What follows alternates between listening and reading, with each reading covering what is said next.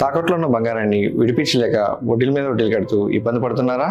అయితే ఇప్పుడే సంప్రదించండి శివ గోల్డ్ కంపెనీ. మీ నమ్మకానికి మా హామీ శివ గోల్డ్ కంపెనీ.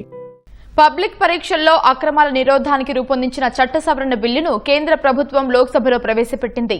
నీటి ప్రశ్నాపత్రం లీకేజీపై జరిగిన ఆందోళనల్లో విద్యార్థులపై లాఠీచార్జి చేసినందుకు హోంమంత్రి అమిత్ షా క్షమాపణలు చెప్పాలన్న విపక్షాల నినాదాల మధ్య బిల్లును సభ ముందుకు తీసుకొచ్చింది.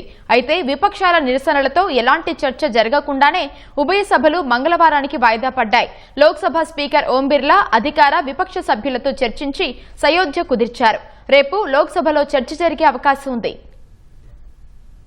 పబ్లిక్ పరీక్షల ప్రశ్నాపత్రాలను లీక్ చేసే వారిని కఠినంగా శిక్షించడమే లక్ష్యంగా కేంద్రం పరీక్షల్లో అక్రమాల నిరోధక చట్ట సవరణ బిల్లును లోక్సభలో ప్రవేశపెట్టింది. విపక్ష సభ్యుల ఆందోళన మధ్య కేంద్ర మంత్రి జితేంద్ర సింగ్ బిల్లును సభలో ప్రవేశపెట్టారు.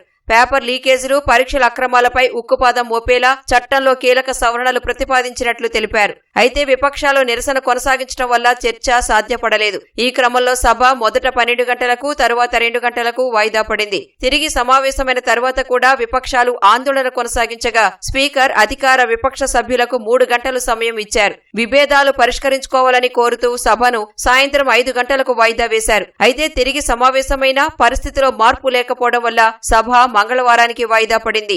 రాజ్యసభలోనూ ఇదే పరిస్థితి కనిపించింది. నీటి ప్రశ్నాపత్రం లీకేజ్ పై ఆందోళన చేసిన విద్యార్థులపై లాఠీచార్జిపై చర్చ జరగాలని విపక్షాలు పట్టుబట్టాయి. వారి నిరసనల మధ్య సభ 3 సార్లు వాయిదా పడింది. మధ్యాహ్నం 3 గంటల సమయంలో బిల్లును సభలో ప్రవేశపెట్టి చర్చించేందుకు సభ్యులు సహకరించాలని రాజ్యసభ ఉపాధ్యక్షుడు హరివంశ్ సింగ్ కోరినప్పటికీ విపక్ష సభ్యులు ఆందోళన కొనసాగించారు. ఈ క్రమంలో సభ సాయంత్రం 5:15 వాయిదా పడింది. తిరిగి సమావేశమైన తర్వాత చర్చకు సహకరించాలని పార్లమెంటరీ వ్యవహారాల శాఖ మంత్రి కిరణ్ రిజిజు విపక్షాలను మరోసారి కోరారు. Public examination prevention of unfair means इतना इम्पोर्टेंट बिल लेके आया है.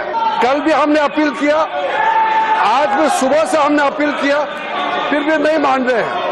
अब ये बाहर में कांग्रेस वाला बताते हैं कि पार्लियामेंट में बोलने नहीं देते हैं, और यहाँ हम हाथ जोड़ जोड़ के कहते हैं कि आप बोलिए, बोलते नहीं है.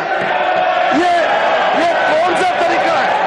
అయితే విద్యార్థులపై లాఠీచార్జ్ విషయంలో హోంమంత్రి ప్రకటన చేయాలని విపక్ష నేత మల్లికార్జున ఖర్గే డిమాండ్ చేయగా ఉపాధ్యక్షుడు హరివంశ్ సభను మంగళవారానికి వాయిదా వేశారు.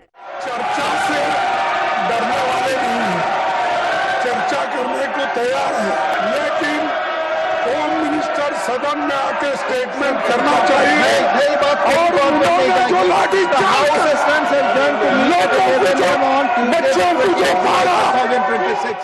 మరోవైపు లోక్సభలోని అన్ని పక్షాలతో సమావేశమైన స్పీకర్ ఓం బిర్లా అత్యంత కీలకమైన బిల్లుపై చర్చకు సహకరించాలని కోరారు. యాంటీ పేపర్ లీక్ బిల్లుపై మంగళవారం చర్చ చేపట్టేందుకు అన్ని పక్షాలు అంగీకరించినట్లు పార్లమెంటు వర్గాలు తెలిపాయి.